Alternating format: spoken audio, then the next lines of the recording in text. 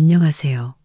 가족 일기 채널을 찾아주신 시청자 여러분. 오늘 사연 함께 들어보시죠. 뇌출혈로 쓰러지신 아버지가 응급실에 실려갔습니다. 시부모님과 남편은 모두 바쁘다며 병문안조차 오지 않았죠. 유일하게 찾아온 사람은 바로 절연을 통보하는 사람이었습니다. 저는 소란 피우지 않고 그저 침착하게 아버지의 수술 동의서에 서명했습니다. 3일 후 시누이 소라에게서 다급한 전화가 걸려왔습니다. 늦은 겨울 저녁, 싸늘한 정적을 찢어발기는 구급차 사이렌 소리가 귓가를 맴돌았습니다. 저는 텅 빈 병원 로비 한가운데 꼼짝없이 서 있었고 낡은 코트 자락을 붙잡은 두 손은 덜덜 떨렸습니다. 코를 찌르는 강렬하고 퀴퀴한 소독약 냄새가 폐 속으로 들어와 가슴을 조여왔습니다. 숨쉬기조차 힘든 고통이 복잡한 머릿속을 짓눌렀습니다. 평생 고생하며 한 푼 두 푼 모아 저를 키우고 공부시킨 아버지 정수 씨가 위독한 상태로 막 응급실로 실려가셨습니다. 아버지의 얼굴은 파랗게 질려 있었고 숨결은 폭풍 앞에 촛불처럼 위태롭고 짧게 끊어졌습니다. 제 머릿속은 출구를 찾을 수 없는 실타래처럼 엉망이었습니다. 그저 기적을 바라며 아버지가 이 위기를 무사히 넘기실 수 있도록 기도하는 것 외에는 할 수 있는 것이 없었습니다. 어머니는 차가운 복도 바닥에 주저앉아 방금 닫힌 응급실 문을 처절한 절망감으로 응시하고 계셨습니다. 가장 정신이 없고 두려울 때 가방 속 전화기가 쉴 새 없이 진동했습니다. 저는 남편 준영 씨가 그제야 전화를 거는 줄 알고 황급히 전화를 받았습니다. 하지만 수십 통의 부재중 전화를 보냈음에도 불구하고 수화기 너머에서는 시누이 소라의 날카롭고 오만하며 거만한 목소리가 들려왔습니다. 제가 매일같이 시중 들어야 했던 귀하디 귀한 시누이였습니다. 소라는 기본적인 안부 인사나 지금 저희 가족이 겪고 있는 급박한 상황에 대한 질문 없이 대화를 시작했습니다. 형님, 제 말 듣고 있는 거예요? 소라는 명령조의 말투로 말했습니다. 저 지금 회사에서 큰일 났단 말이에요. 새로운 인사부장이 저만 노리고 사사건건 트집을 잡고 있어요. 당장 준영 오빠한테 전화해서 오빠가 이쪽 상사한테 한마디 해달라고 해요. 그래야 저를 가만둘 거 아니에요. 형님이 안 도와주면 저 곧 쫓겨날지도 몰라요. 제 커리어가 우리 집안에 얼마나 중요한지 형님도 알잖아요. 저는 마지막 남은 평정심을 붙잡기 위해 깊게 숨을 들이마셨습니다. 목을대에 걸린 울음 때문에 제 목소리는 쉬어 있었습니다. 소라야, 지금은 내가 너를 도와줄 수 없을 것 같아. 우리 아버지가 뇌출혈로 너무 위독하셔서 지금 의사 선생님들이 응급수술을 하고 계셔. 나도 너무 걱정되고 무서워 죽겠어. 부탁이야. 지금만큼은 나를 좀 내버려 둬줘. 저는 소라가 아무리 이기적이라도 아버지가 생사의 경계에 서 있는 딸의 절박한 상황을 이해하고 공감해 주기를 바랐습니다. 하지만 현실은 제가 상상할 수 있는 것보다 훨씬 냉혹하고 쓰라렸습니다. 수화기 너머는 잠시 동안 침묵하더니 소라의 얄팍하고 조롱하는 듯한 웃음소리가 또렷하게 울려 퍼졌습니다.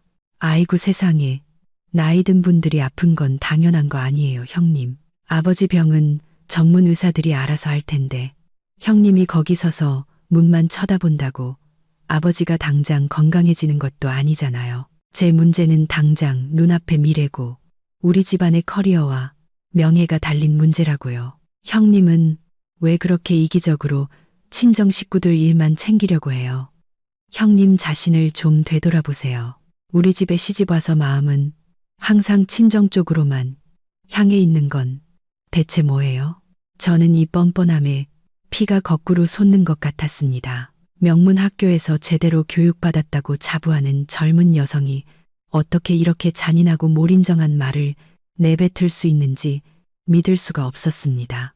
더 이상 제 영혼을 더럽히고 싶지 않아 즉시 전화를 끊었습니다. 마른 볼 위로 눈물이 쉴 새 없이 흘러내렸습니다.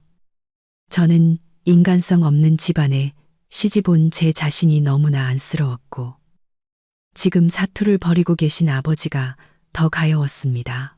그동안 제가 정성을 다해 섬기며 가족처럼 여겼던 시댁 식구들은 아버지를 그저 신경 쓸 가치도 없는 성가신 짐으로 취급하고 있었습니다. 저는 차가운 응급실 문을 바라보며 속으로 간절히 기도했습니다. 아버지, 제발 이겨내세요.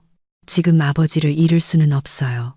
마치 세월처럼 길게 느껴졌던 몇 시간의 기다림 끝에 마침내 응급실 문이 열렸습니다. 초록색 의료 마스크, 뒤로 지친 기색이 역력한 한 의사가 나왔습니다. 저와 어머니는 황급히 그에게 달려갔습니다. 우리의 눈빛은 희망과 동시에 닥쳐올지도 모르는 나쁜 소식에 대한 극도의 두려움으로 가득 차 있었습니다.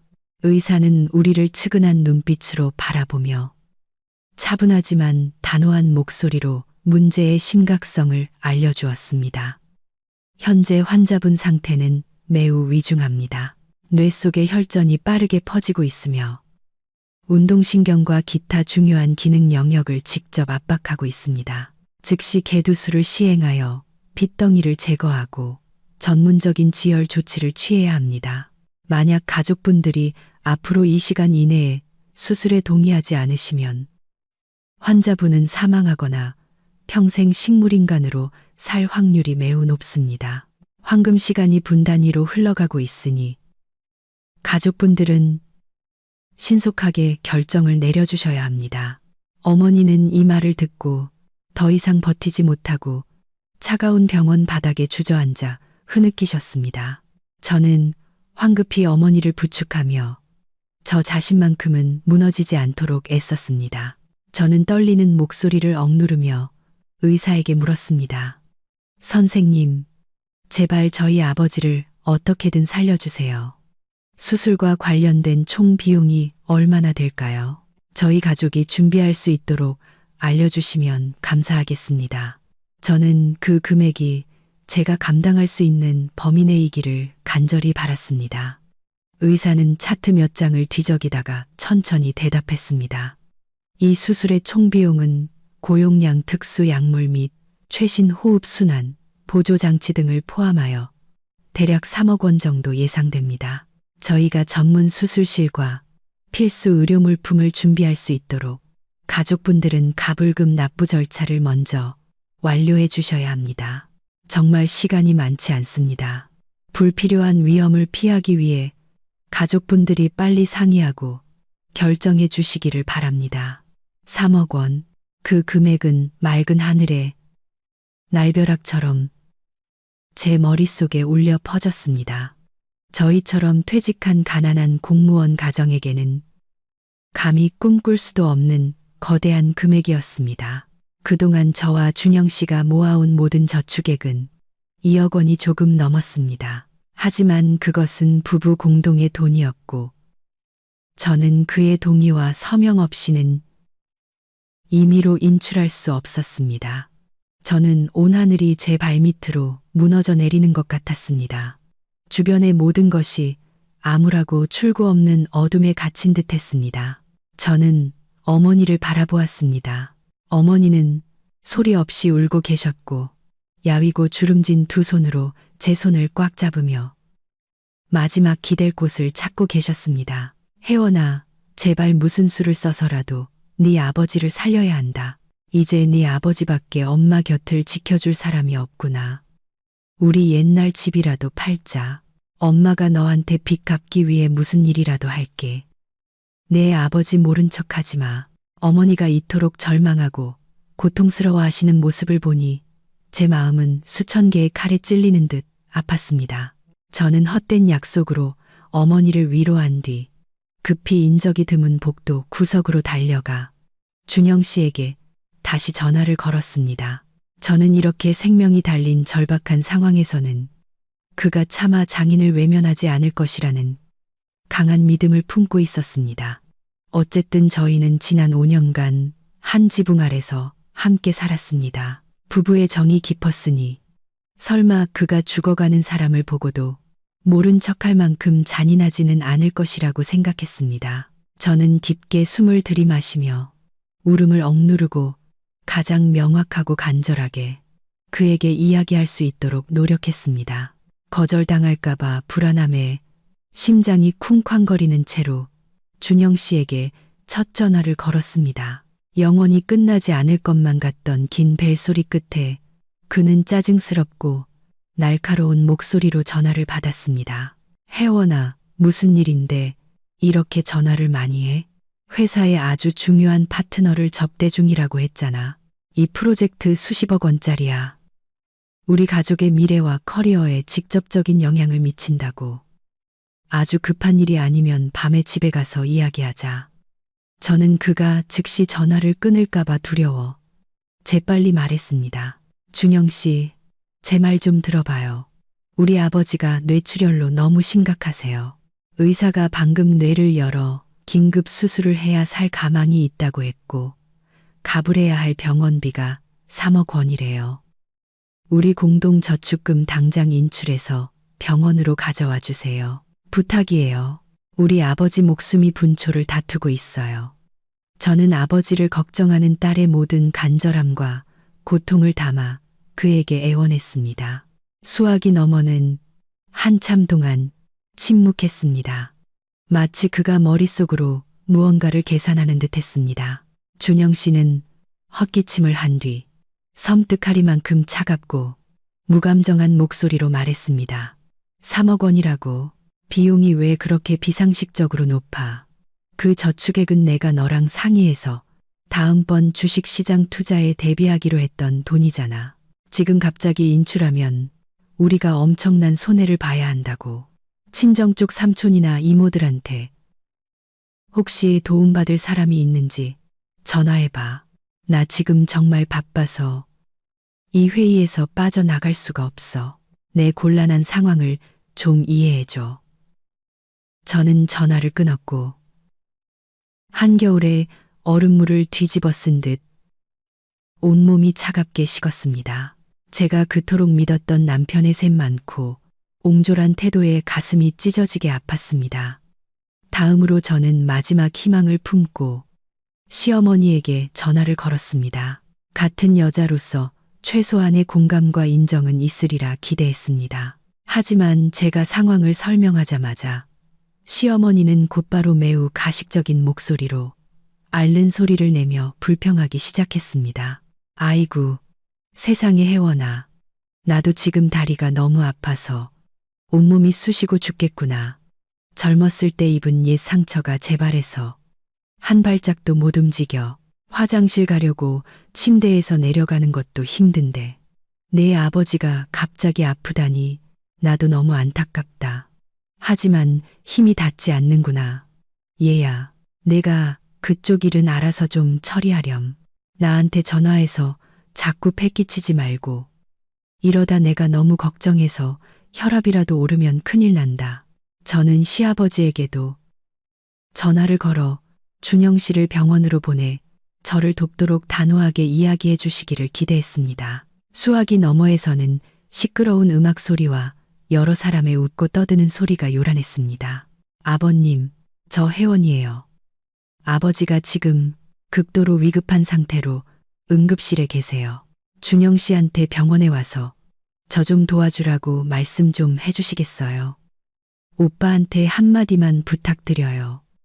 시아버지의 목소리는 전화기 너머로 거만하게 울려 퍼졌습니다. 혜원이라고? 나 지금 고등학교 졸업 40주년 기념 동창회에 참석하느라 바쁘단다.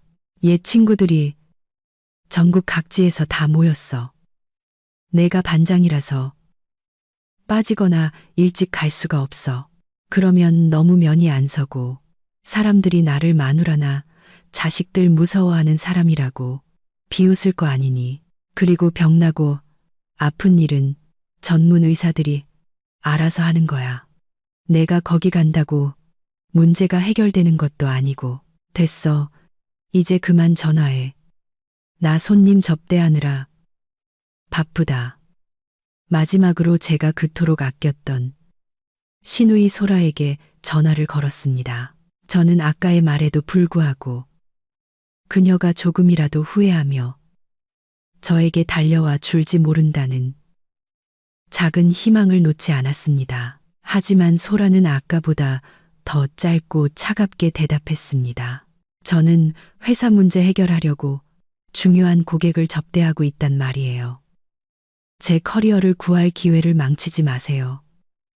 형님, 시댁 식구 중 가장 사랑하는 네 사람에게 건 네 번의 전화는 모두 다른 이유였지만 그 본질은 극도의 이기심과 냉담함이라는 하나의 결론으로 귀결되었습니다.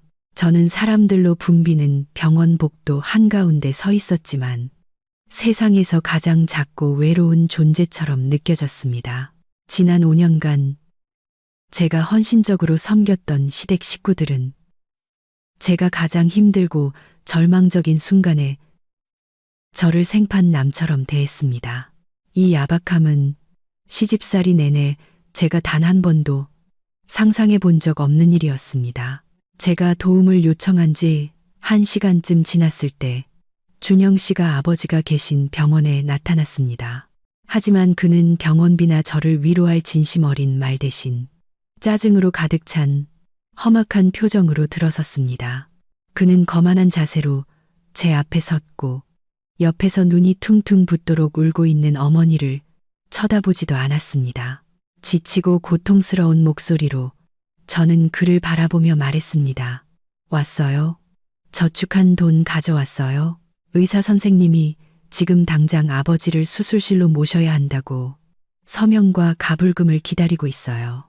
준영 씨는 바로 대답하지 않고 팔짱을 낀 채 깔보고 모욕적인 말투로 턱을 치켜들고 말했습니다.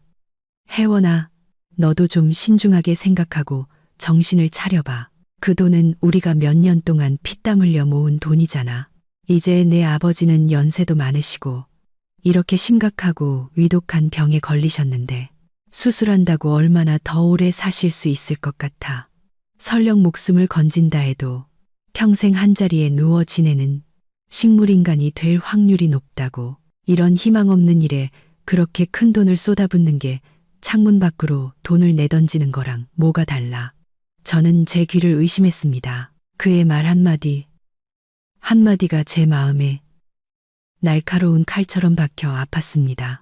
억누를 수 없는 분노가 격렬하게 폭발했습니다. 저는 그에게 손을 휘둘러 수많은 사람이 지켜보는 병원 로비 한가운데서 그의 뺨을 강하게 때렸습니다. 그 따귀에는 이 야박한 사람에게 보내는 저의 모든 증오와 경멸이 담겨 있었습니다. 준영 씨는 놀라 멍하니 서 있다가 수치심에 얼굴이 새빨개지며 상처 입은 짐승처럼 으르렁거렸습니다. 당신 지금 사람이 많은 곳에서 나를 때린 거야. 당신이 지금 어디 서 있는지 누구랑 이야기하고 있는지 몰라. 혜원아, 마지막으로 분명히 말해둘게. 나는 이 무의미한 일에 저축한 돈 단 한 푼도 내놓지 않을 거야. 당신 친척들한테 가서 돈을 빌리든지 해. 더 이상 나한테 기대하지 마. 어머니는 자신이 그토록 믿었던 사위의 입에서 나오는 그 절연적이고 잔인한 말을 듣고 너무나 큰 충격을 견디지 못하셨습니다. 어머니는 흐느끼다가 그 자리에서 쓰러져 기절하셨습니다. 저는 응급실에서 죽음을 기다리는 아버지를 걱정해야 했고 동시에 기절한 어머니를 황급히 부축해야 했습니다. 준영 씨는 그 혼란스럽고 비통한 광경을 경멸하고 차가운 눈빛으로 바라보더니 한순간의 망설임도 없이 등을 돌려 떠나갔습니다. 그는 마치 자신의 처가에서 벌어지는 비극과는 아무런 상관이 없다는 듯 의기양양하게 걸어 나갔습니다. 저는 멀어져가는 그의 뒷모습을 바라보며 깊은 증오와 무한한 서글픔만을 느꼈습니다. 준영 씨의 야박함과 비열함은 이 결혼 생활에 남아있던 저의 아주 작은 감정마저 공식적으로 죽여버렸습니다. 저는 복도 벤치에 주저앉아 부정적인 생각들이 밀려오는 것을 막기 위해 머리를 껴안았습니다. 3억 원. 이 엄청난 금액을 어떻게 제 1시간도 안 돼서 마련하여 아버지를 구할 수 있을까요? 제 가까운 친구들도 모두 가난한 공무원이라 각자의 삶을 살아가기에도 빠듯했습니다. 그들이 어떻게 그렇게 큰 돈을 가지고 있을 수 있을까요? 저는 어둠이 깔린 밤의 병원에서 출구 없는 높은 벽 앞에 서 있는 것 같았습니다. 제가 완전한 절망과 막다른 골목에 서 있을 때 문득 사촌 오빠 태호의 모습이 떠올랐습니다. 태호 오빠는 이 도시에 본사를 둔 다국적 기업의 인사, 총책임자 이사로 있는 매우 유능하고 결단력 있는 사람이었습니다. 오빠는 원래 의리를 중시하는 사람이며 제가 어릴 때부터 저를 특히 아껴주었습니다. 하지만 저는 남에게 폐를 끼치는 것을 원치 않고 모든 일을 스스로 짊어지고 싶었기 때문에 그동안 오빠에게 어떤 부탁도 하지 않고 연락도 거의 하지 않았습니다. 저는 마지막 남은 희망을 걸고 떨리는 손으로 태호 오빠에게 전화를 걸었습니다. 전화기 너머로 제가 울음을 터뜨리는 소리를 듣자마자 오빠는 심각한 일이 생겼음을 즉시 알아채고 걱정스러운 목소리로 물었습니다. 혜원아, 무슨 일이야? 왜 그렇게 서럽게 울고 혼란스러워해? 침착하게 무슨 일인지 오빠한테 말해봐. 저는 울음을 참으며 아버지의 위독한 상태부터 준영 씨 가족의 냉담한 태도와 소름 끼치도록 절연적인 말까지 모든 상황을 오빠에게 설명했습니다. 태호 오빠는 제 말을 처음부터 끝까지 끊지 않고 조용히 들었습니다. 하지만 수화기 너머로 오빠가 숨막힐 듯이 분노를 강하게 억누르고 있다는 것을 느낄 수 있었습니다. 그는 권위 있고 신뢰할 수 있는 목소리로 단호하게 말했습니다. 알았어. 심호흡하고 진정해. 오빠가 내 옛날 계좌로 지금 당장 3억 원을 이체할게. 너는 즉시 병원비를 가불하고 의사들이 정수 삼촌 수술을 진행할 수 있도록 해. 1분도 지체해서는 안 돼. 나중에 돈 문제는 물론이고 그 야박한 인간들 문제는 오빠가 알아서 계산하고 처리할 테니까. 오빠가 지금 병원 근처에 일이 있어서 10분 정도면 거기 도착할 수 있을 거야. 전화가 끊긴 지 채 2분도 되지 않아 제 전화기에 계좌 잔액 변동을 알리는 메시지가 울렸습니다. 3억 원이라는 숫자가 제 눈앞에 선명하게 나타났습니다. 저는 감사함과 감동으로 눈물을 흘리며 전화 화면을 쳐다보았습니다. 태호 오빠는 항상 이렇게 말없는 영웅이었습니다. 제가 어려움에 처할 때마다 항상 적절한 때에 나타나 저에게 가장 든든한 버팀목이 되어 주었습니다.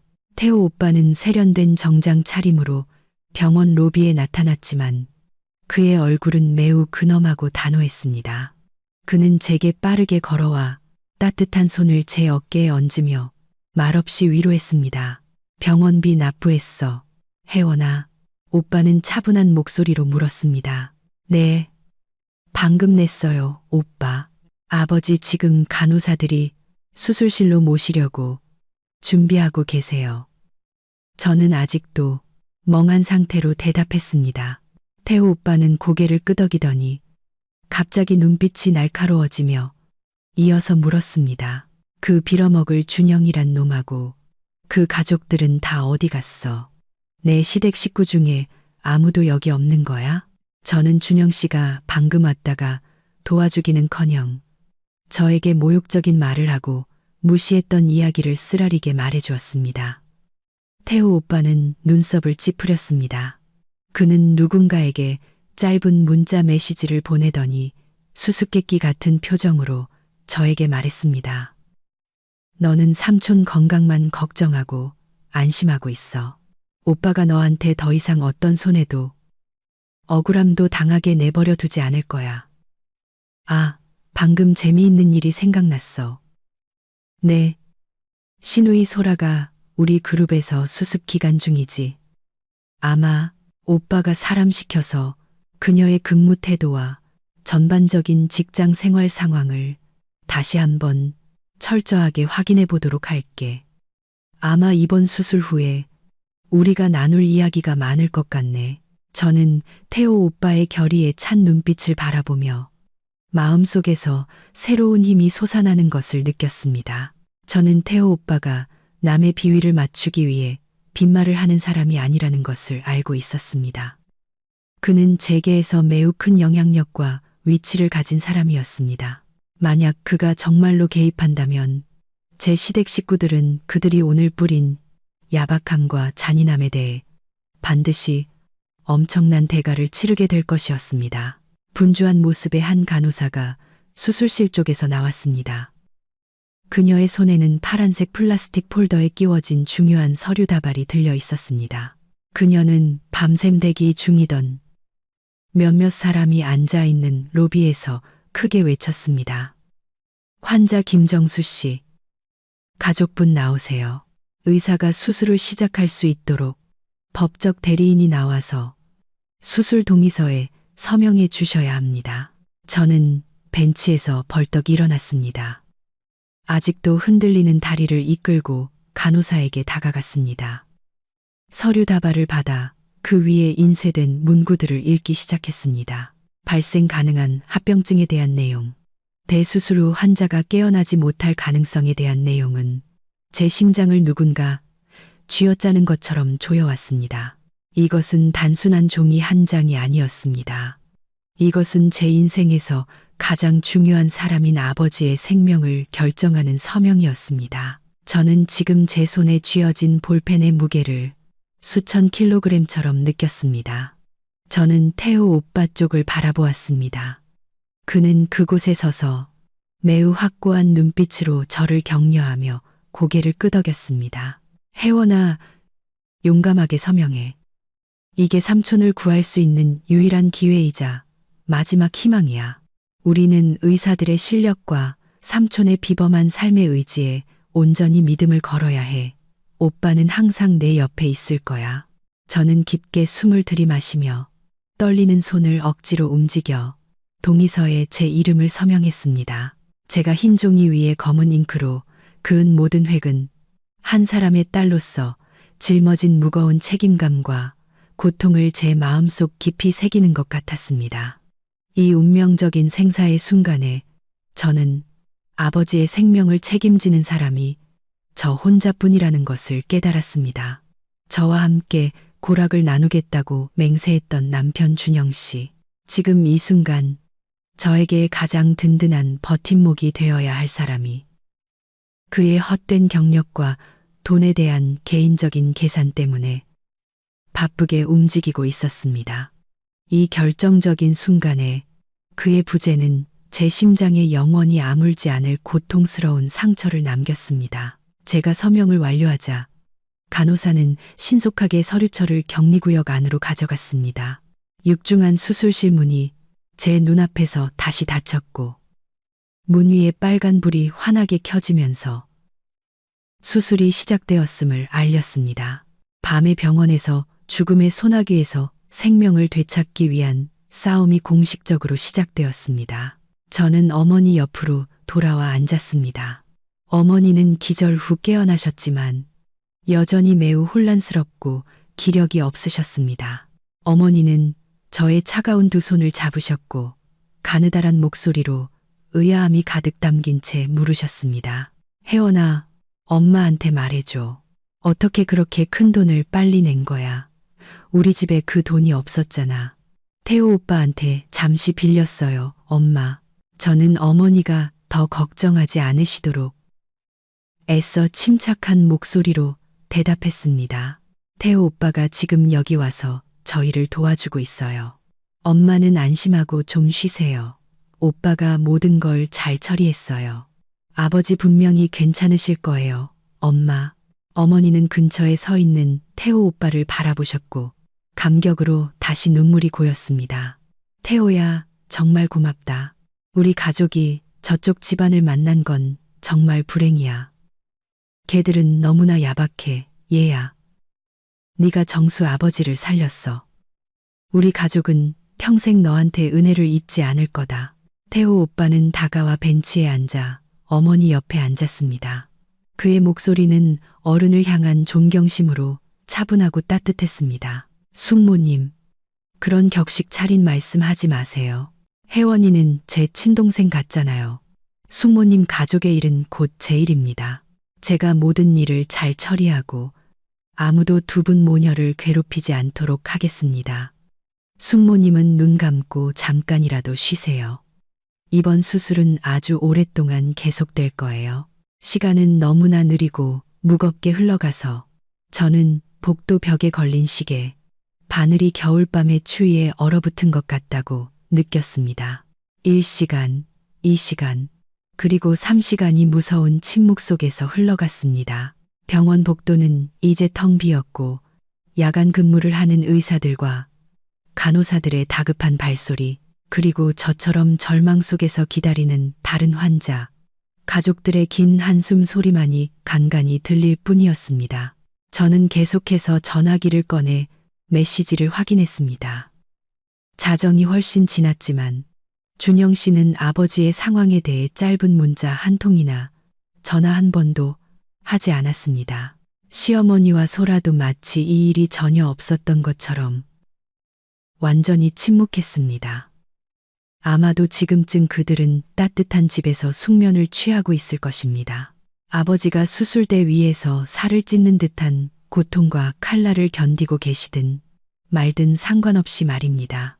그들의 잔인함과 비인간성에 저는 등골이 오싹해지는 것을 느꼈습니다. 태호 오빠는 피곤하다는 말 한마디 없이 꿋꿋하게 저와 함께 앉아 있었습니다. 그는 가끔 일어나 물이나 가벼운 간식을 사와서 저희 모녀에게 주었습니다. 목이 말라 아무것도 삼킬 수 없었지만 말입니다. 오빠는 진심 어린 목소리로 저에게 권했습니다. 혜원아, 눈 좀 붙이고 잠깐이라도 자. 수술실에서 새로운 소식이 들리면 오빠가 바로 깨워줄게. 삼촌이 깨어나기 전에 네가 먼저 지치면 안 돼. 저는 단호하게 고개를 흔들며 굳게 닫힌 수술실 문에서 시선을 떼지 않았습니다. 오빠, 지금 제가 어떻게 잠을 잘 수 있겠어요?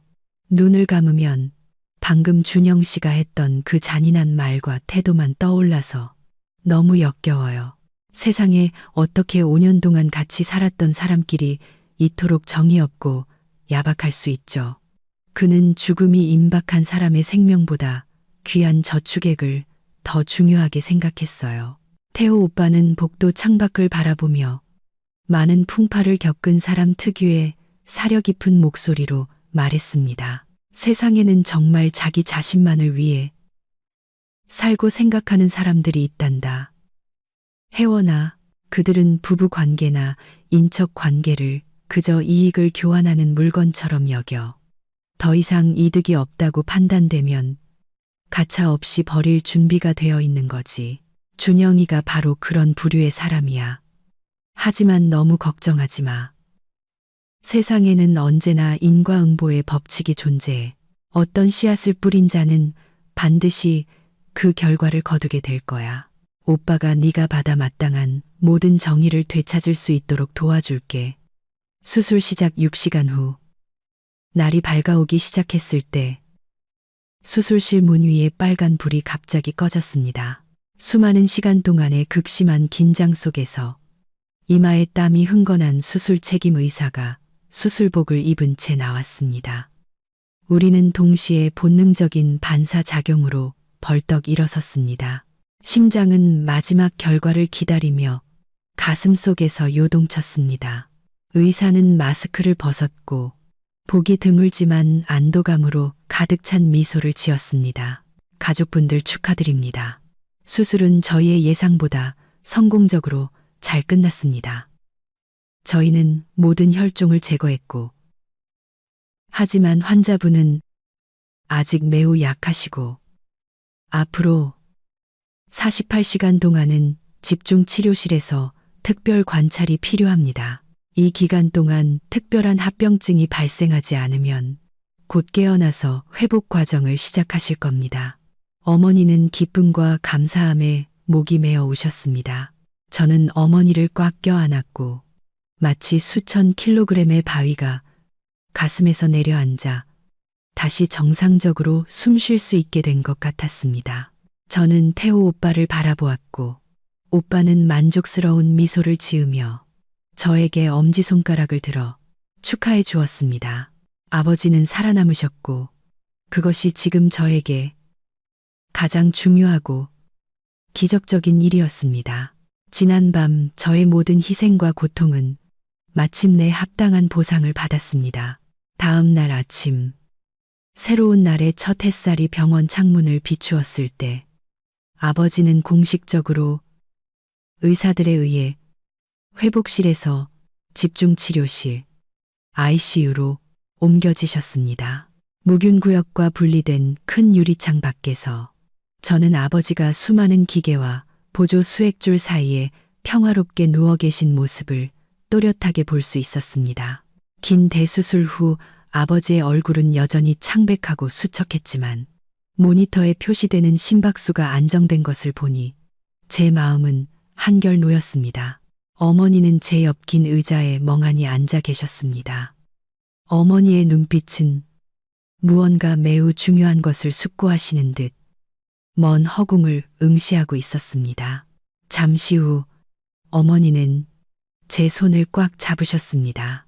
어머니의 목소리는 떨렸지만 제가 어머니에게서 한 번도 보지 못했던 이상한 단호함이 담겨 있었습니다. 혜원아, 엄마 말 좀 들어봐. 지난밤 새도록 내 가족 문제에 대해 깊이 생각했단다.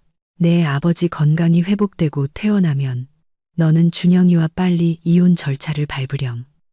엄마는 내가 그 집에서 단 하루도 더 고통받는 걸 보고 싶지 않아. 저는 어머니가 스스로 그 말을 꺼내시는 것에 정말 깜짝 놀랐습니다. 왜냐하면 저는 어머니가 항상 가족의 화목을 중요하게 여기고 사회적 비난을 두려워하는 전통적인 여성이라는 것을 알고 있었기 때문입니다. 저는 놀란 표정으로 어머니께 되물었습니다. 엄마, 정말이에요. 엄마는 제가 정말 오빠와 이혼하기를 바라세요. 어머니는 단호하게 고개를 끄덕이셨습니다. 주름진 볼 위로 다시 눈물이 흘러내리기 시작했습니다. 엄마는 모든 것을 보고 이해했단다. 얘야, 남편이라는 이름으로 장인의 생명을 경시하고 야박한 돈을 부부간의 정보다 더 크게 여기는 남자는 너와 평생 행복하게 함께할 수 없어. 너는 아직 젊고 앞으로 새로운 기회가 가득한 긴 미래가 남아 있어. 그 집안의 냉대와 야박함 속에서 내 자신을 시들게 하지 마.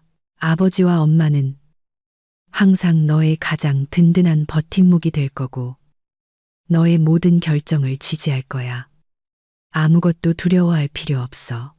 저는 어머니를 부둥켜 안았고 어머니의 이해심과 포용력에 눈물이 쏟아졌습니다. 저도 오랫동안 그럴 생각이었어요. 엄마. 하지만 혹시 엄마가 속상해 하실까봐, 제가 빈손으로 돌아와 기댈 곳이 없을까봐 걱정했어요. 정이 없는 그런 사람에게 기댈 곳이 뭐가 있니? 어머니는 제 얼굴에 눈물을 닦아주셨습니다. 어머니의 목소리는 자존심으로 단호했습니다. 우리 집이 비록 돈은 없지만 우리는 서로에게 인간적인 정과 예의가 있단다. 그냥 엄마 아빠한테 돌아와서 살아. 같이 죽이든 밥이든 먹고 살자. 그렇지만 마음은 늘 멸시당하며 시들어가는 호화로운 집에서 사는 것보다 훨씬 편안할 거야. 어머니의 격려의 말을 듣자 저는 아주 큰 심리적 부담감을 덜어낸 것처럼 훨씬 마음이 가벼워졌습니다. 어머니의 지지는 앞으로의 중요한 결정을 실행할 수 있는 가장 강력한 동기부여가 되었습니다. 저는 단순히 이혼하는 것에서 멈추지 않을 것입니다. 저는 준영 씨 가족에게 그들이 그동안 짓밟았던 인간적인 예의의 가치에 대해 가장 비싼 대가를 치르도록 할 것입니다. 그때 저는 멀리 ICU 문 앞에서 태호 오빠가 서 있는 것을 보았습니다. 그는 저에게 중요한 상의할 일이 있다며 복도로 나오라는 신호를 보냈습니다. 태호 오빠는 제게 자신의 전화기를 내밀었고 새벽부터 소라가 그에게 연속적으로 보낸 문자 메시지들을 보여주었습니다. 소라의 메시지 내용은 믿을 수 없을 정도로 아첨하고 뻔뻔했습니다. 태호 오빠, 어제 제가 부탁했던 일은 잘 처리해 주셨어요? 제 상사가 오늘 아침에 직접 사무실로 와서 몇 가지 문제에 대해 대면 조사를 요구했어요. 오빠, 제발 그들에게 한마디만 해주세요. 저희 가족은 오빠의 은혜를 절대 잊지 않을 거예요. 혜원 형님도 오빠한테 저를 좀 도와달라고 전화하셨죠? 저는 귀하디 귀한 신우이의 뻔뻔함에 씁쓸하고 경멸적인 웃음을 터뜨렸습니다. 그녀는 아버지가 방금 생사를 오가는 수술을 겪었음에도 불구하고 여전히 회사에서의 자기 자리를 걱정할 정신이 있었습니다. 심지어 그녀는 아버지의 상황이 어떤지, 수술이 성공했는지조차 예의상 물어보지도 않았습니다. 태호 오빠는 저를 바라보며 조롱 섞인 목소리로 덧붙였습니다. 여기서 끝이 아니야, 혜원아. 네. 시어머니가 몇 분 전에 나한테 보낸 문자도 계속 읽어봐. 저는 태호 오빠의 전화기를 받아들고 시어머니의 가식적인 메시지들을 읽었습니다. 사랑하는 태호야, 나는 지금 다리가 너무 심하게 아파서 정수 씨 병문안을 갈 수가 없구나. 너와 친정 가족들이 이해해 주렴. 이참에 소라 좀 살펴봐주고 도와주면 좋겠다. 소라가 아직 어려서 가끔 충동적일 때가 있어. 혹시라도 업무에서 실수한 게 있다면 모른 척하고 이번 한 번만 용서해 주렴. 우리 가족은 너한테 정말 고마워할 거다. 상주가 응급실 침대에 누워 있는데 다리가 너무 아파서 병문안을 갈 수 없다면서도 자신의 딸을 위해 가장 아첨하는 말로 부탁하고 이익을 챙길 건강과 정신력은 있다는 사실이었습니다. 그녀의 위선과 이기심에 저는 정말 구역질이 나고 역겨움을 느꼈습니다. 저는 태호 오빠에게 전화기를 돌려주며 차갑게 물었습니다. 오빠는 이 일을 어떻게 처리하실 거예요? 태호 오빠는 저를 바라보았고 그의 눈빛에는 위험하리만큼 단호한 결의가 비쳤습니다. 그는 단호한 목소리로 대답했습니다. 오빠는 그들이 코믹하고 뻔뻔한 연극을 끝낼 때까지 천천히 기다릴 거야. 그들의 뻔뻔함의 마지막 한계가 어디까지인지 보고 싶어. 오빠는 그룹 내부 감사팀에 공식적으로 소라에 대해 철저하게 조사하도록 요청했어. 초기 결과에 따르면 그녀는 직업 윤리가 부족하고 매우 유해한 싹수야. 모든 것이 완료되고 서류가 정리되는 대로 오빠가 너한테 모든 파일을 보여줄게. 저는 태호 오빠에게 감사하다고 말한 뒤 완전히 다른 마음가짐으로 아버지의 병실로 돌아갔습니다. 제 마음속에서는 이제 심장 없는 이들에게 가장 합당하고 공정한 처벌을 내리기 위한 계획이 구체화되기 시작했습니다. 저는 그들이 제 친절함과 포용력을 다시는 이용하도록 내버려 두지 않을 것입니다. 그날 늦은 오후, 준영 씨가 다시 병원에 나타났습니다. 이번에는 검은색 작은 가방을 들고 왔고, 그의 얼굴에는 계산적인 기색이 역력했습니다.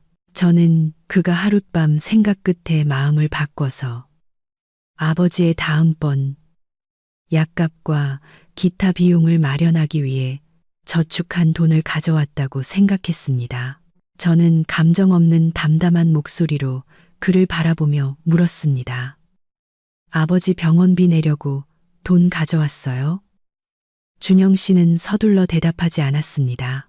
그는 침대 옆 플라스틱 테이블 위에 가방을 올려놓더니 두툼한 현금 뭉치와 함께 매우 전문적으로 타이핑된 서류 한 장을 여유롭게 꺼냈습니다.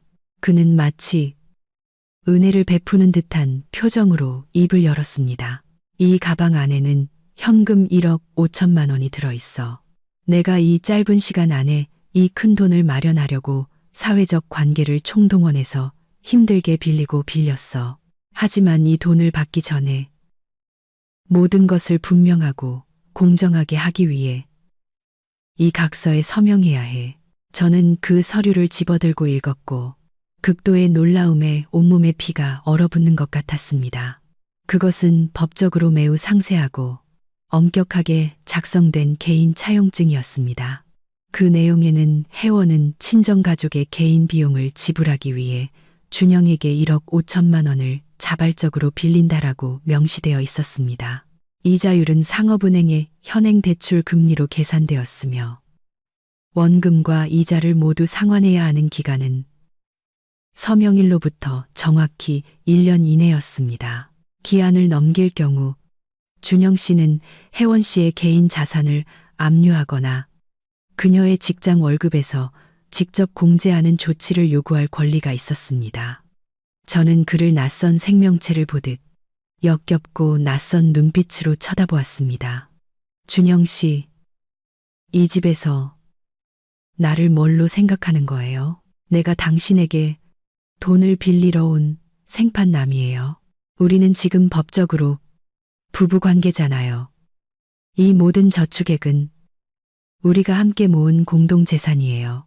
그런데 왜 지금 내가 아버지를 구하기 위해 이렇게 잔인하고 공정한 조건으로 당신에게 차용증을 써야 하죠? 준영 씨는 섬뜩할 정도로 무감정하게 비웃었습니다. 부부는 감정과 일상의 의무에 관한 문제지. 하지만 큰돈에 관련된 문제는 분명하고 투명해야 오랫동안 함께 살 수 있어. 이 1억 5천만 원은 내가 따로 사업 투자 자금으로 빼놓은 돈이야. 당신이 말하는 공동저축액과는 아무 상관없어. 여기에 서명하면 돈을 가져가서 내 아버지를 구할 수 있고 서명하지 않으면 당신 마음대로 해. 나는 내 피땀 어린 돈이 이렇게 무분별하고 보장 없이 사라지게 내버려 둘 수는 없어. 저는 손에 든 차용증을 쥐었고 마음속에서 타오르는 극심한 분노 때문에 손이 덜덜 떨렸습니다. 저는 그의 눈을 똑바로 쳐다본 뒤 온 힘을 다해 그 차용증을 그의 눈앞에서 갈갈이 찢어버리고 경멸하듯이 병원 쓰레기통에 던져 넣었습니다. 당신은 이 야박한 돈 전부 가지고 돌아가세요, 준영 씨. 저는 당신처럼 비열하고 이기적인 사람에게서 단 한 푼의 돈도 필요 없어요. 이 순간부터 저는 당신과 공식적으로 부부가 아닙니다. 제가 더 이상 평정심을 잃기 전에 당장 내 인생에서 사라져 주세요. 준영 씨는 제가 이렇게 정면으로 거부하고 모욕하자 얼굴이 벌개졌습니다. 그는 으르렁거리는 목소리로 저를 위협했습니다. 당신 대단하군, 혜원아. 내가 도와주지 않으면 당신이 당신의 태호 오빠에게 빚을 갚기 위해 뭘 할 수 있을지 보자고. 그저 먼 친척이라는 정 때문에 그가 당신을 도와줄 거라고 헛된 꿈 꾸지 마. 그도 결국 원금과 이자를 모두 돌려받으러 올 것이고 당신은 고통받게 될 거야. 그때 가서 여기에 돌아와 나에게 용서를 빌겠다고 무릎 꿇지 마. 저는 그와 말다툼하느라 시간을 낭비하고 싶지 않았습니다. 저는 병실 문 쪽을 손가락으로 가리키며 소리쳤습니다. 내 눈앞에서 당장 사라져요. 다시는 당신의 그 가짜 얼굴을 가지고 우리 가족을 괴롭히러 오지 마세요. 준영 씨는 분노에 찬 모습으로 돈 가방을 들고 씩씩거리며 떠났고 입으로는 계속 저를 비난하고 저주하는 말을 중얼거렸습니다. 저는 플라스틱 의자에 앉았고 마음은 아팠지만 머릿속은 놀랍도록 맑고 또렷해졌습니다. 저는 제가 청춘을 바쳐 사랑하고 믿었던 남자의 역겨운 진짜 얼굴을 완전히 똑똑히 보았습니다. 그는 더 이상 어떤 약으로도 구원할 수 없는 비열하고 야박한 사람이었습니다. 제가 아버지의 회복실 밖에서 간절히 소식을 기다리고 있을 때 전화기가 다시 한번 주소록에 없는 낯선 번호로 울렸습니다. 수신 버튼을 누르자마자 소라에 익숙하지만 아기의 찬 목소리가 제 귀에 끔찍한 욕설과 함께 울려 퍼졌고 제가 말할 기회조차 주지 않았습니다. 이 독사 같은 형님아. 당신은 최소한의 양심이나 인간성이라도 남아있는 거야? 왜 태호 오빠한테 입을 열어 나를 도와주지 않는 거야? 내 상사가 방금 내 소셜미디어의 글과 댓글에 대한 조사를 위해 직무 정지를 공식적으로 통보했단 말이야. 지금 회사 동료들 모두가 나를 따돌리고 경멸한다는 거 몰라. 이 모든 비극이 다 당신 때문이야. 당신은 쓸모없는 사람이야. 우리 집의 빌부터 호화롭게 살면서 내가 어려울 때 시누이한테 도움도 안 되는 인간이라고. 저는 그녀의 비상식적인 비난과 모욕을 한 번도 끊지 않고 조용히 들었습니다. 분노는 이전처럼 저를 떨게 하지 않았고 대신 세상사를 모두 이해한 사람의 낯선 평온함이 느껴졌습니다. 저는 단호한 목소리로 그녀에게 천천히 대답했습니다. 소라, 너는 단 1분이라도 거울을 보고 왜 동료들이 너를 따돌리는지 물어본 적 있어? 왜 상사가 수천 명의 직원 중에서 너를 조사하기로 결정했는지 말이야. 그 모든 것은 바로 너의 악독한 입과 남을 무시하는 무규율적인 근무 태도 때문이야. 분명히 말해 둘게. 나는 내 사촌 오빠의 개인적인 인맥을 이용해서 너의 심각하고 비윤리적인 잘못을 감싸줄 의무나 책임이 전혀 없어. 네가 저지른 일은 네 스스로 책임져야 해. 당신이 감히 그런 말투로 나한테 말하는 거야. 혜원아, 당신이 무슨 자격으로 나를 가르치려고 해? 소라는 극도의 분노로 전화기에 대고 소리쳤습니다. 당신은 가난하고 평범한 집안 출신의 비천한 며느리일 뿐이야. 우리 준영 오빠가 데려오지 않았으면 당신이 지금처럼 호화롭게 살 수 있었을 것 같아? 태호 오빠는 당신 사촌 오빠니까 당연히 당신 말을 들어야지. 당신이 나를 도와주지 않는다는 건 나를 해치려는 심산이라는 거야.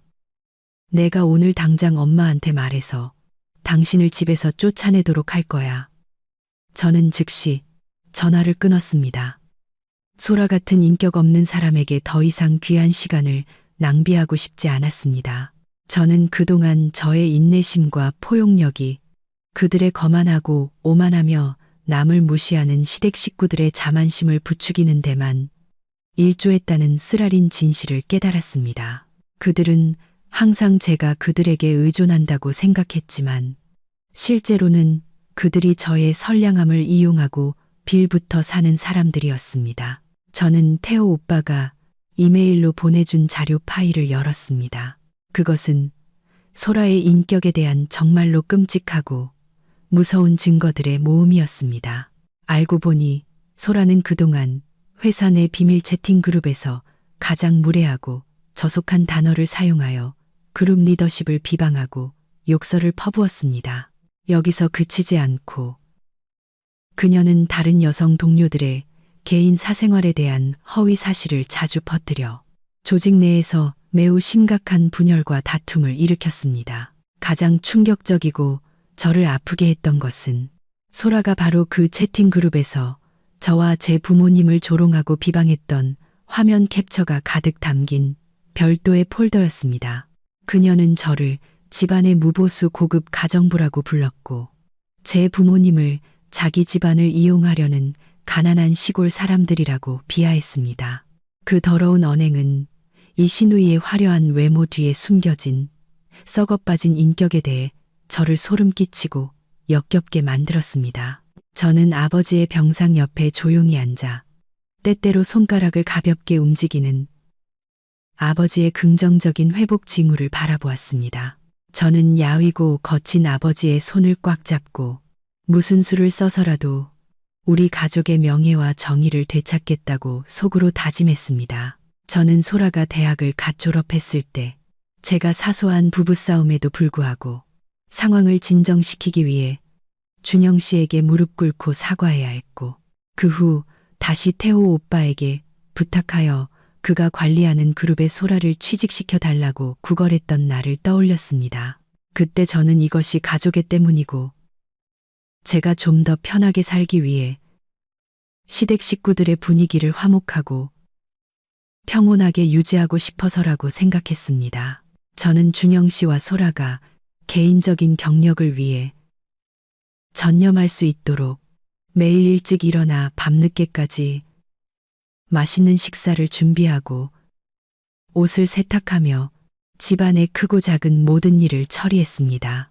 하지만 저의 모든 조용한 희생과 인내심에 대한 대가는 노골적인 배신과 저의 가족 구성원의 생명에 대한 경시 태도였습니다. 저는 전화기를 꺼내 단호한 목소리로 태호 오빠에게 직접 전화를 걸었습니다. 태호 오빠, 제가 소라의 모든 행적에 대한 파일을 다 읽어봤어요. 저는 그녀가 자신을 도와준 사람에게 이토록 사악하고 악랄하며 배은망덕한 사람일 줄은 정말 몰랐어요. 수화기 너머로 태호 오빠의 실망스러운 한숨 소리가 들렸습니다. 오빠도 일이 이 지경까지 올 줄은 몰랐다. 혜원아, 예전에 그녀를 수습으로 받아들인 건 전적으로 네 체면을 봐서 네가 시댁에서 편하게 살 수 있도록 배려한 거였어. 최소한 그녀가 너에게 누를 끼치지 않기 위해 노력할 거라고 생각했지. 하지만 그녀는 조직의 규율을 무시하고 자신에게 기회를 준 사람까지 비방할 수 있는 부류의 인간이었어. 이제 충분히 생각했어. 네가 원하는 대로 오빠가 어떻게 해야 할까? 혜원아, 저는 한순간의 망설임도 없이 대답했습니다. 오빠, 저는 제가 그녀를 위해 구걸했던 모든 은혜를 즉시 회수하고 싶어요. 저는 회사가 노동규정과 현행법에 따라 가장 엄격한 규정에 따라 그녀를 처리하기를 원해요. 오빠는 저의 체면을 더 이상 생각하지 않아도 돼요. 준영 씨나 그쪽 사람들의 반응도 걱정할 필요 없어요. 오빠 그룹의 명성과 깨끗한 문화를 보호하기 위해 필요한 모든 조치를 취해주세요. 알았어. 오빠는 사실 네 이 말을 오랫동안 기다려왔단다. 혜원아. 태호 오빠는 만족스럽고 결단력 있는 목소리로 대답했습니다. 당장 내일 그룹 법무팀이 소라와 공식적으로 대면하여 그녀의 위반 사항에 대해 논의할 거야. 고위 경영진의 명예훼손 및 내부 기밀 정보 유출에 대한 명백한 증거 때문에 그녀는 즉시 해고될 뿐만 아니라 회사의 경제적, 명예적으로 엄청난 배상금을 지불해야 할 거야. 마음의 준비를 단단히 해야 할 거야. 내 시댁 식구들이 분명 병원에 와서 난동을 부리고 너에게 압력을 가할 테니까. 저는 마음속으로 강인하게 미소를 지었습니다. 오빠, 저는 이 모든 것에 직면할 준비가 아주 오래전부터 되어 있었어요. 저는 이제 잃을 것이 아무것도 없어요. 그리고 저는 그 야박한 인간들에 대한 두려움도 없어요. 그들이 그동안 스스로 뿌린 씨앗이 이제 그들이 직접 그 결과를 거두어야 할 때예요. 그날 밤 저는 병원 행정실의 프린터를 빌려 태호 오빠가 보내준 모든 증거와 자료를 두툼하고 무거운 파일로 출력했습니다. 저는 복도의 희미한 노란 불빛 아래 혼자 앉아 자료를 반복해서 읽었습니다. 읽을수록 지난 5년간의 저의 헛된 인내와 맹목적인 희생에 대한 분노가 더욱 커졌습니다. 소라는 개인적인 분노를 풀기 위해 저를 뒤에서 욕하는 것에서 그치지 않았습니다. 그녀는 심지어 경쟁사에서 일하는 새로운 남자친구에게 잘 보이려고 자신이 참여하고 있던 중요한 비즈니스 프로젝트에 대한 극비 정보를 과감하게 누설했습니다. 이것은 노동법과 비밀 유지 계약을 심각하게 위반하는 행위였고 끝까지 책임을 물을 경우 수십억 원의 배상금을 초래할 수 있었습니다. 이 검은색 파일에는 시어머니가 자신의 딸인 소라에게 보낸 사적인 대화 내용도 포함되어 있었습니다. 시어머니는 딸에게 제가 태호 오빠와 친밀한 관계를 이용해 그룹 내에서 빨리 승진하고 돈을 벌 수 있는 방법을 찾도록 끊임없이 부추기고 훈수를 두었습니다. 동시에 시어머니는 소라에게 개인적인 돈과 추가 수입을 철저하게 숨겨야 한다고 신신당부했습니다. 제가 혹시라도 친정 쪽을 위해 돈을 가져다 쓸까 봐 두려워서였습니다. 그들은 정말 저를 잠재적인 적으로 제가 가정이라고 부르는 그 집안 안에서 항상 경계하고 조심해야 할 생판나무로 여겼습니다. 저는 시어머니가 소라에게 보낸 글귀를 한 줄씩 읽었습니다. 그냥 걔는 무시해, 소라야. 걔가 우리 집에 며느리로 왔으면 당연히 이 집의 모든 일을 처리하고 봉사할 의무가 있는 거지. 그건 당연한 이치야. 네 오빠 준영이 말이 맞아. 네가 번 돈은 네가 지켜야 해. 힘들게 번 돈을 곧 죽을지도 모르는 친정 쪽. 늙은이 약값 되는데 낭비할 필요는 없어. 이 글들을 읽자 제 눈물은 더 이상 흐르지 않았습니다. 제 심장은 완전히 차갑게 식어 얼음덩어리가 되었습니다. 저는 지난 5년간의 결혼 생활이 두려움으로 가득 찬 가짜 가정에서 살았다는 고통스러운 진실을 깨달았습니다.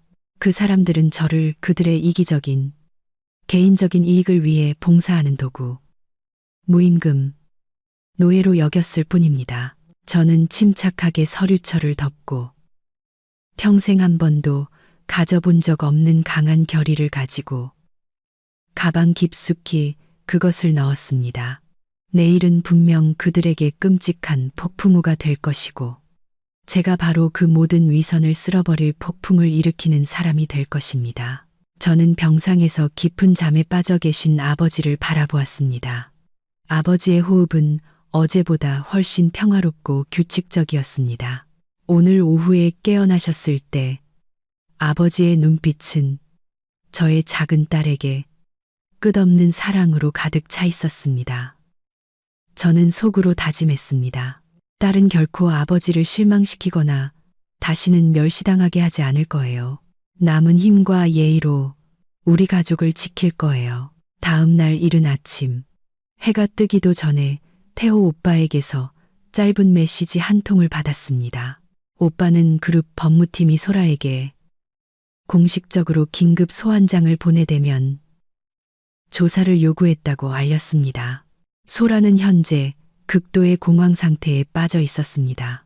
그녀는 계속해서 오빠에게 전화하고 메시지를 보내 도움을 요청했지만 오빠는 단호하게 전화를 받지 않고 어떤 요청에도 응답하지 않았습니다. 태호 오빠는 걱정스러운 목소리로 저에게 물었습니다.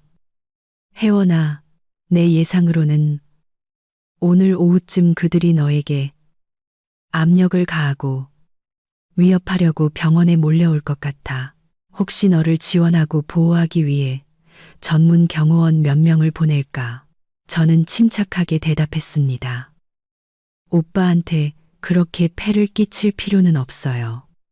여기는 병원 경비팀이 꽤 엄격하게 일하고 있고 무엇보다 저는 항상 엄마가 옆에 계시니까요. 저는 마지막으로 그들을 직접 만나 모든 것을 단호하게 끝내고 싶어요. 그 가족의 오만하고 거만하며 병적으로 이기적인 자존심이 무너지는 것을 제 눈으로 직접 보고 싶어요. 태호 오빠는 저에게 한 가지 질문을 더했습니다. 그들이 와서 소란을 피울 때 구체적인 계획은 있어? 저는 짧고 의미심장하게 대답했습니다. 저는 그들에게 서명 한 글자의 진정한 가치와 부인할 수 없는 단호한 진실이 무엇인지를 보여줄 거예요. 저는 그들 같은 사람들에게 다시는 관용이나 포용력을 베풀지 않을 거예요. 오후 2시 정각. 제가 어머니와 함께 아버지의 드레싱을 갈고 위생을 돕고 있을 때였습니다. 갑자기 병원 복도 밖에서 매우 큰 소란과 무례한 욕설, 다툼 소리가 들려와 주변 모든 사람들의 이목을 끌었습니다. 저는 그들이 올 것이고 그들의 오랜 습관대로 저에게 분풀이하고 책임을 전가하려 한다는 것을 즉시 알았습니다. 소라의 목소리는 시끄럽고 귀가 먹먹할 정도로 날카롭게 울려 퍼졌고 그 안에는 매우 연극적이고 듣기 싫은 가짜 울음소리가 섞여 있었습니다. 그 독사 같은 혜원이라는 여자 어디 있어? 당장 나와서 옳고 그름을 따져보자고. 당신이 내 등 뒤에서 무슨 더러운 짓을 했길래 회사가 나한테 이렇게 잔인하게 대하는 거야? 당신은 인간성이라도 있는 거야? 저는 전혀 당황하지 않고 천천히 아버지의 손을 놓은 뒤 가장 당당한 자세로 병원 복도로 걸어 나갔습니다.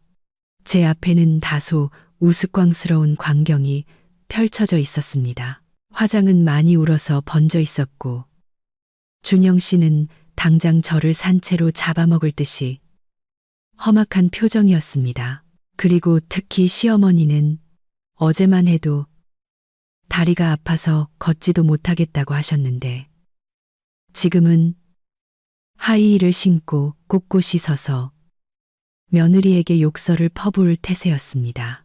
저는 경멸과 냉담함이 가득한 눈빛으로 그들을 바라보았습니다. 무슨 일이시길래 온 가족이 여기에 몰려와서 난동을 부리고 질서를 어지럽히는 거예요. 여기는 사람을 살리는 병원이에요. 당신들 마음대로 할 수 있는 시장이 아니라는 것을 명심하세요. 제가 나오자마자 소라는 상처 입은 짐승처럼 달려들어 제 머리채를 잡으려 했지만 저는 빠르게 피하고 힘껏 그녀를 밀어냈습니다. 그녀는 많은 사람이 오가는 병원 복도 한가운데서 미친 듯이 소리쳤습니다. 혜원, 당신은 내가 본 사람 중에 가장 사악한 독사야. 당신이 태호 오빠한테 무슨 말을 했길래 오늘 법무팀이 나한테 즉시 해고 통보서와 함께 20억 원이라는 배상금을 요구하는 통지서를 보낸 거야. 당신은 20억 원이 얼마나 천문학적인 돈인지 알아? 당신은 우리 가족 모두를 파멸시키고 우리 집을 다 죽여야 만족하는 거야. 이 망할 년아, 저는 그녀에게 대답할 필요도 느끼지 못하고 준영 씨를 똑바로 쳐다보며 차가운 목소리로 물었습니다.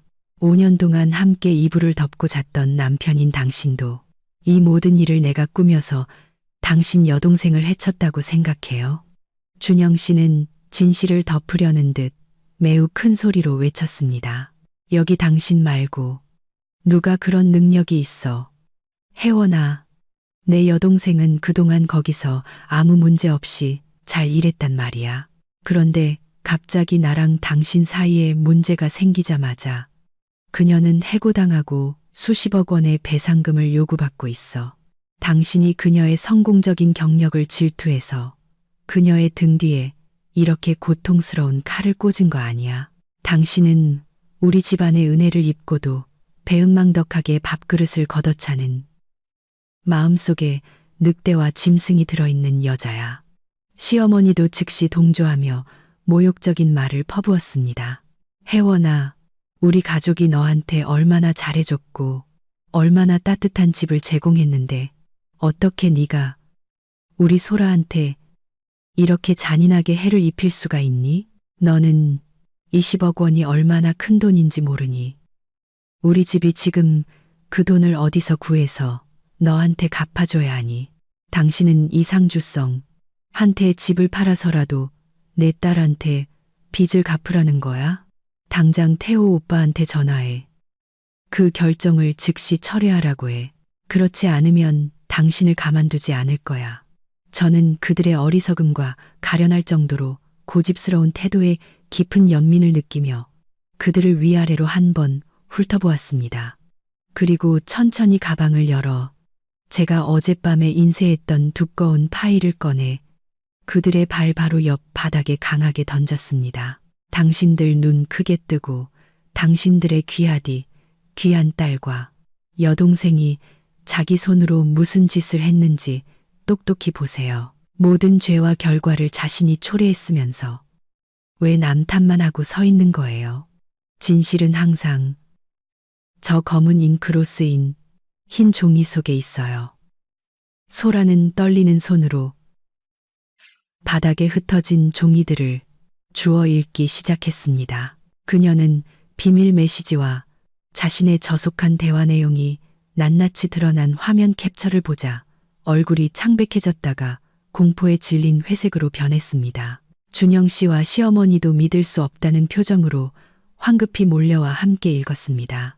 복도 전체는 소라의 급박한 숨소리만이 들릴 정도로 갑자기 침묵에 휩싸였습니다. 저는 진실을 쥔 사람의 단호하고 위력적인 목소리로 침묵을 깼습니다. 똑똑히 보세요. 이것은 소라가 경영진을 헐뜯고 모욕했으며 심각한 내부 분열을 일으키고 특히 개인적인 이득을 위해 핵심 프로젝트의 기밀 정보를 경쟁사에 누설한 모든 확실한 증거입니다. 태호 오빠의 그룹은 회사의 권리를 보호하기 위해 이에 대해 매우 엄격하고 강경한 규정을 가지고 있습니다. 소라의 행위는 초기 추산으로도 그룹에 수십억 원의 경제적 손해를 입혔습니다. 20억 원의 배상금은 사실 법무팀이 내부적으로 가장 인도적인 방향으로 해결하기 위해 제시한 최소 금액일 뿐입니다. 감사하게도 그들은 이 모든 사건 파일을 경찰에 넘겨 형사 고발하지 않았습니다. 그들이 먼 인척이라는 정을 생각해서 당신들의 딸을 감옥에 보내지 않은 것에 감사해야 합니다. 시어머니는 이 순간에도 여전히 말을 더듬으며 딸을 변호하려고 했습니다. 이것은 분명히 오해이거나 누군가가 조작한 것일 거야. 우리 소라는 아직 어리고 철이 없어서 인터넷에서 그냥 농담 몇 마디 했을 뿐인데 어떻게 사람들이 이렇게 잔인하게 모든 것을 과장할 수 있죠? 저는 차갑고 경멸하는 웃음을 터뜨렸습니다. 농담이라고요, 시어머니. 뒤쪽 자료를 아주 자세히 읽어보세요. 당신의 귀하디 귀한 딸이 저에 대해, 제 부모님에 대해 얼마나 무례하고 무식한 단어를 사용하고 가장 모욕적인 말로 비하했는지 말입니다. 당신은 당신의 딸을 어떻게 가르쳤길래 그녀가 생명이 위독한 사돈보다 부질없는 데이트 약속을 더 중요하게 여기는 비윤리적인 사람으로 만들었는지 스스로 돌아보세요. 소라는 이제 완전히 정신적으로 무너졌습니다. 그녀는 더 이상 소리 지를 힘이 없었고 차가운 병원복도 바닥에 무릎을 꿇고 비참하게 흐느끼기 시작했습니다. 형님, 제가 잘못했어요. 정말 죄송해요. 제발 태호 오빠한테 저를 위해 한마디만 해주세요. 저는 정말 20억 원을 갚을 돈이 없어요, 형님. 그 돈을 갚아야 한다면 우리 가족은 파산하고 망하게 될 거예요, 형님. 저는 제 발밑에 엎드린 그녀를 바라보았지만 연민이나 동정심은 조금도 느껴지지 않았습니다. 이제 와서 막다른 길에 몰리니 저를 형님이라고 부르는군요. 소라, 아버지가 생사의 기로에 놓여 응급수술실에 계실 때 당신은 뭐라고 말했죠? 당신은 나이 든 사람은 누구나 아플 때가 있는 거라고 했잖아요. 저에게 당신의 중요한 커리어와 낭만적인 밤을 방해하지 말라고 했잖아요. 이제 당신이 직접 초래한 결과를 당신 스스로 침착하게 처리하세요. 저는 당신을 위해 단 한마디도 도와주지 않을 것입니다. 준영 씨는 충격받은 돌 조각상처럼 멍하니 서 있었고 그의 얼굴은 수많은 사람 앞에서 극도의 수치심과 분노가 뒤섞여 일그러져 있었습니다. 그는 소라를 바라보았다가 다시 저를 바라보았고 입은 벌어졌지만 더 이상 변명하거나 반박하는 말을 한마디도 할 수 없었습니다. 너무나 확실하고 명백한 증거들이 그의 그동안의 오만하고 망상적인 고집을 완전히 박살내버렸습니다. 그러나 시어머니는 그렇게 쉽게 포기할 생각이 전혀 없었습니다. 그녀는 갑자기 미친 듯이 저에게 달려들어 손톱으로 제 얼굴을 핥히려 했습니다. 이 악독한 며느리야. 당신은 이 집안을 절멸시키고 우리를 파산시켜야 속이 시원한 거지. 소라가 무슨 잘못을 했든 간에 당신은 가족으로서 그녀를 보호할 방법을 찾아야지. 어떻게 이렇게 잔인하게 그녀의 등 뒤에 칼을 꽂을 수 있어. 저는 온 힘을 다해 그녀를 단호하고 강하게 밀쳐내서 그녀가 넘어질 뻔하게 만들었습니다. 저는 한 글자씩 또렷하게 대답했습니다. 가족이라고요, 시어머니. 제가 가장 도움이 필요했을 때, 아버지의 생명을 구해야 했을 때, 가족이라고 불리는 당신들은 어디서 무엇을 하고 있었죠? 당신들은 개인 프로젝트를 위한 접대로 바빴고, 부질없는 동창회에 참석하느라 바빴고, 며느리를 지원하기 위해 병원에 오지 않을 구실을 만들기 위해 값싼 다리 통증 연기를 하느라 바빴잖아요. 당신들은 피와 살을 가진 아버지의 생명을 당신들의 한 번의 유흥 파티보다 못하게 여겼습니다. 그렇다면 저는 당신들에게 어떤 자격으로 제 가족을 모욕한 무식하고 악랄한 딸을 보호할 의무가 있다고 요구하는지 묻고 싶네요. 준영 씨는 이 말을 듣고 갑자기 달려들어 남아있는 그의 비열한 체면을 되찾기 위해 저를 때리려고 손을 들었습니다. 저는 피하지 않고 가만히 서 있었습니다. 저는 분노로 붉어진 그의 눈을 극도의 경멸로 똑바로 쳐다보았습니다. 때려봐요. 준영 씨, 당신이 이 공공병원 로비에서 나를 때리는 순간 나는 즉시 경찰에 신고해서 당신을 폭행죄로 형사 고발할 거예요. 그리고 저는 태호 오빠에게 당신 여동생 소라의 법적 파일의 위험 및 관련 인물 폭행죄를 추가하여 배상금과 형벌의 수준을 더 높이도록 요청할 거예요. 그때 당신 가족이 지불해야 할 대가는 20억 원에서 끝나지 않을 거예요. 제가 감히 그렇게 할 수 있는지 아닌지 한번 시험해 보세요. 준영 씨의 손은 공중에 멈춰 섰습니다. 그는 억눌린 분노 때문에 덜덜 떨었지만 법적 처벌에 대한 두려움 때문에 감히 손을 내리치지 못했습니다. 어머니는 복도 밖에 큰 싸움과 욕설 소리를 듣고 황급히 달려나와 딸을 보호하려고 하셨습니다. 어머니는 제 앞에 서서 시댁 식구들에게 단호하게 말씀하셨습니다. 당신들의 이 무례하고 비열한 짓거리를 당장 그만두세요. 다시는 여기에 와서 내 딸을 괴롭히고 압력을 가하지 마세요. 내 딸은 5년 동안 며느리로서 당신들의 배은망덕함, 무례함, 경멸을 충분히 겪었습니다. 이제 당신들이 저지른 일에 대한 대가를 치러야 할 때입니다. 시어머니는 어머니에게 고개를 돌려 매우 모욕적인 단어로 어머니의 인격을 비난했습니다. 당신이 딸을 어떻게 가르쳤길래 우리 집안을 이렇게 파탄나게 한 거야? 당신 딸의 악독함 때문에 내 딸이 감옥에 가게 생겼다는 거 몰라? 어머니는 여전히 침착하고 단호하게 대답했습니다. 내 딸은 아무도 해치지 않았습니다. 그저 정의, 진실, 그리고 예의 바른 편에 서기로 선택했을 뿐입니다. 당신들이 이기심, 끝없는 탐욕, 그리고 야박한 삶의 방식으로 스스로 당신들 가족의 행복을 파괴한 것입니다. 이제 당장 우리 눈앞에서 사라지세요. 환자가 회복하기 위해서는 절대적인 평온함이 필요합니다.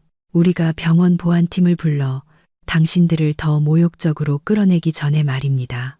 다른 환자들의 신고를 받은 병원 보안팀도 이 시점에 신속하게 현장에 도착하여 개입했습니다. 그들은 준영 씨 가족에게 집중치료실 구역에서 심각한 공공질서, 문란 행위를 저질렀다는 이유로 즉시 퇴장할 것을 요구했습니다. 그들은 분통을 터뜨리며 걸어 나가면서도 저를 해치고 복수할 것이라는 위협과 저주를 멈추지 않았습니다.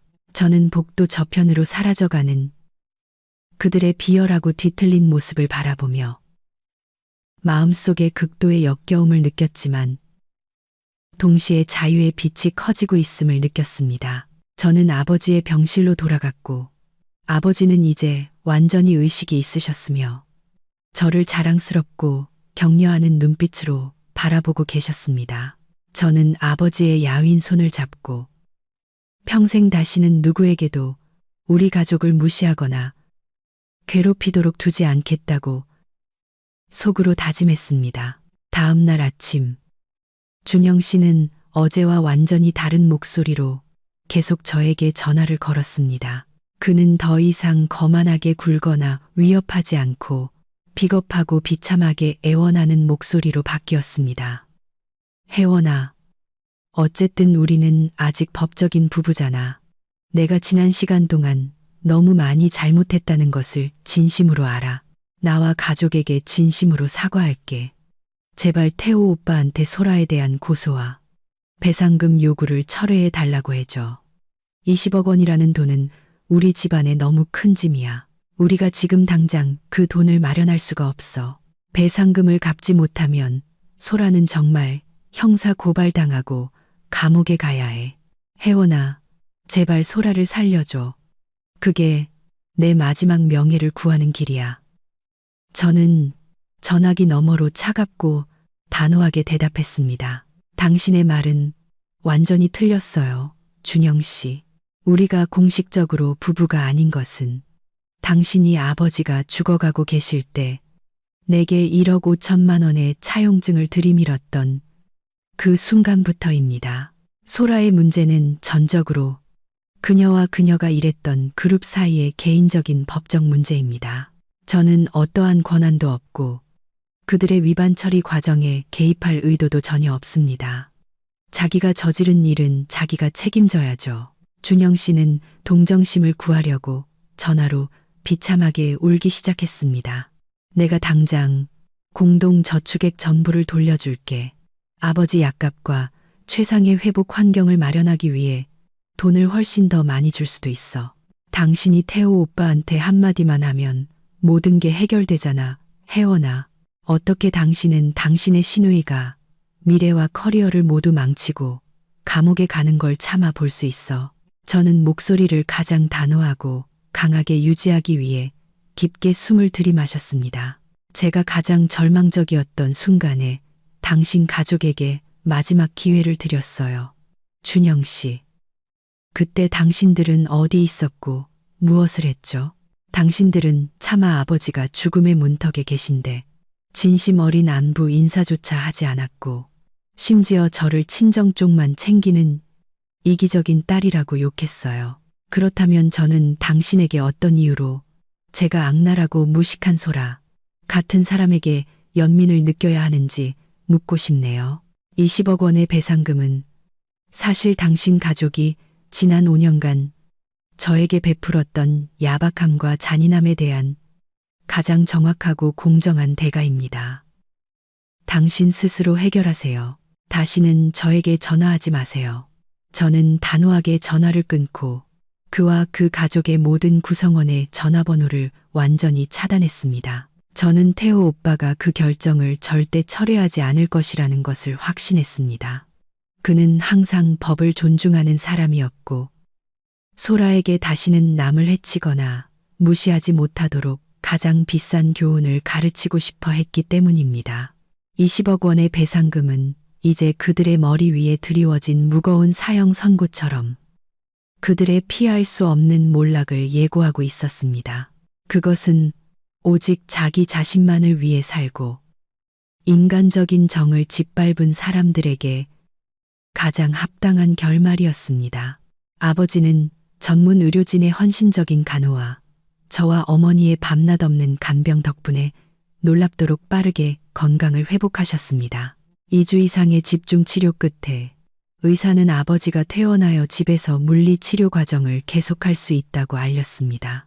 저는 태호 오빠와 신중하게 상의한 끝에 오빠 회사 근처에 작지만 편의시설이 완비된 아파트를 빌려 우리 세 가족이 함께 살기로 결정했습니다.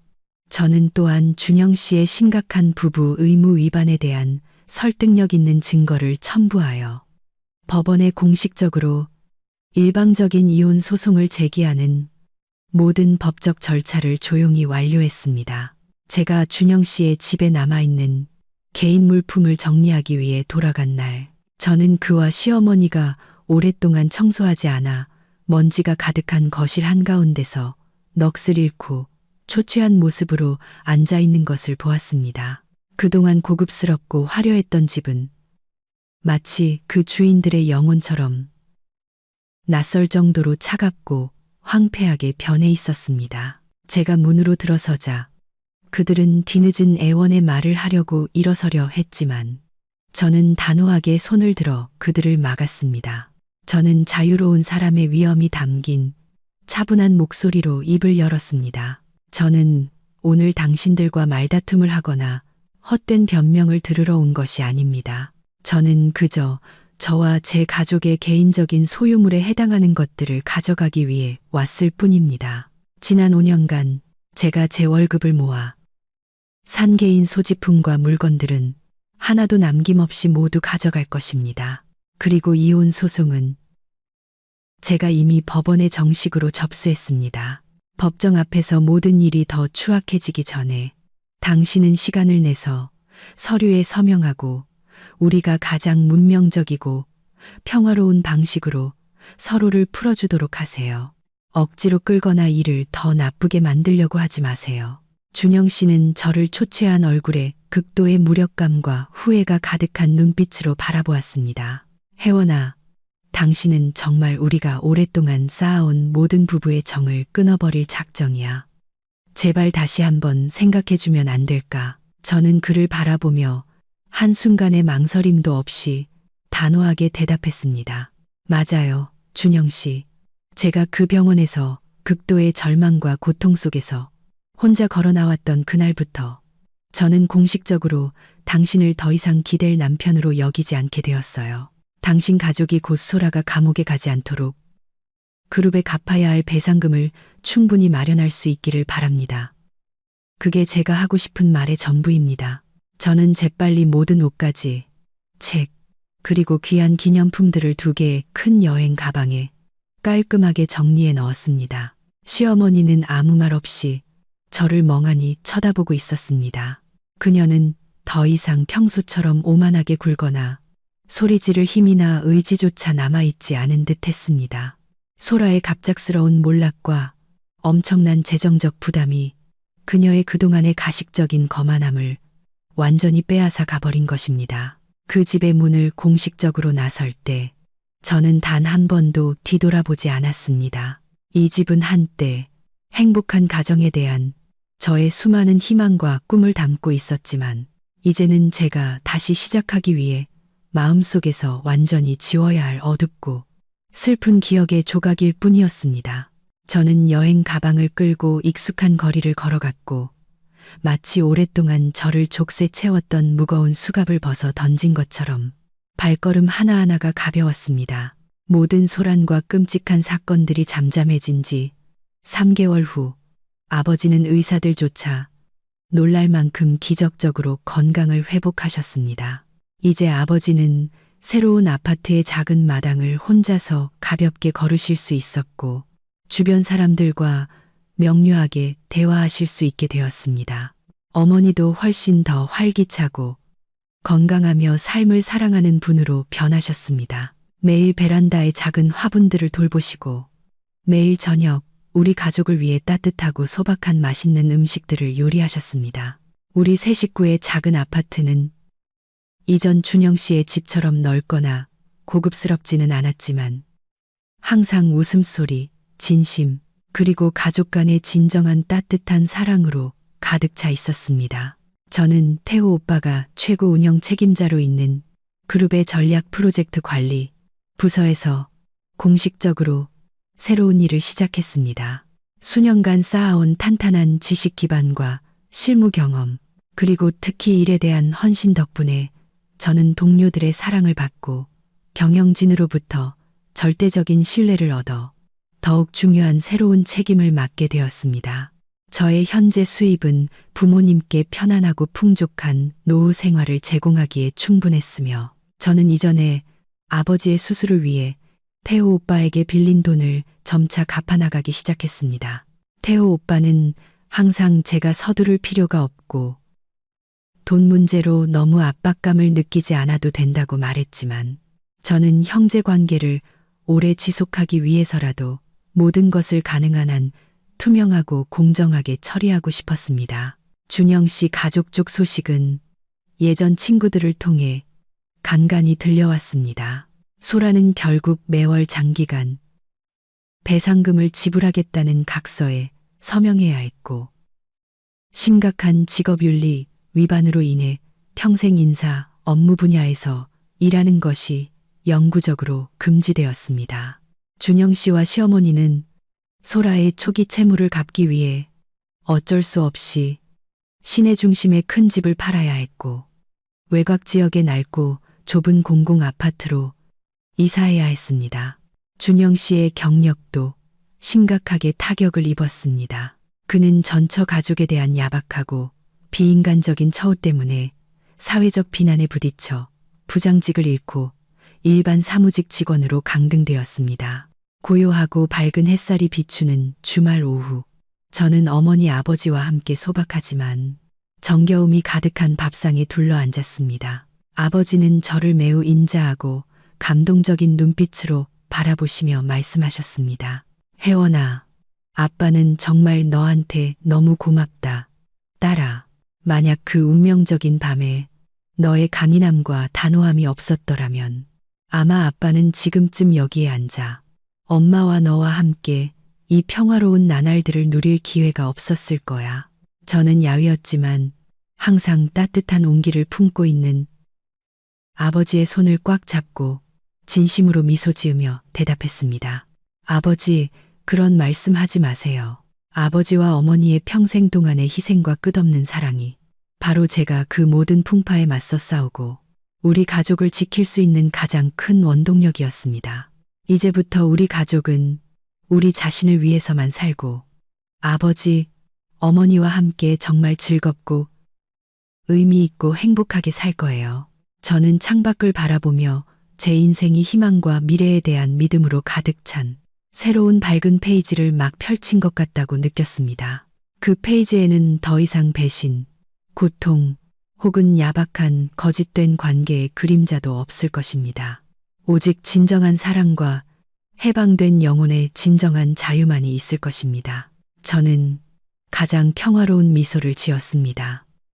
저를 짓누르던 모든 가짜 관계의 빚은 가장 단호하고 공정하게 청산되었습니다. 이제부터 저는 오직 제 자신에게 가장 의미 있고 주체적인 눈부신 삶을 살아야 할 빚만을 지고 있을 뿐입니다. 끝까지 들어주셔서 진심으로 감사드립니다. 다음 영상에서 뵙겠습니다.